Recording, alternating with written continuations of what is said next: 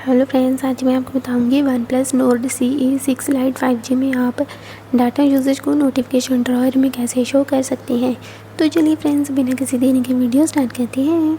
तो इसके लिए आपको सबसे पहले फ़ोन की सेटिंग्स में जाना है और इसके बाद आपको यहाँ पर नोटिफिकेशन एंड क्विक सेटिंग्स पर क्लिक करना है और इसके बाद आपको यहाँ पर मोर सेटिंग्स वाले ऑप्शन पर क्लिक कर देना है।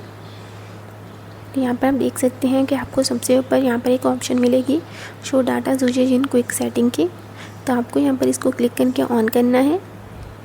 यहाँ पर ये ऑप्शन ऑलरेडी ऑन है, तो जैसे आप इस ऑप्शन को ऑन करेंगे तो आपका डाटा यूजेज नोटिफिकेशन ड्रॉयर में शो होना स्टार्ट हो जाएगा। तो इसके लिए आपको ऊपर से नीचे की ओर स्वाइप करना है और एक बार फिर से नीचे की ओर स्वाइप करेंगे तो आप देख सकते हैं कि यहाँ पर आपको सबसे ऊपर डाटा यूजेज शो हो रहा होगा। सेटिंग्स आइकन के नीचे आपको डाटा यूसेज दिखाई देगा। Bye bye friends.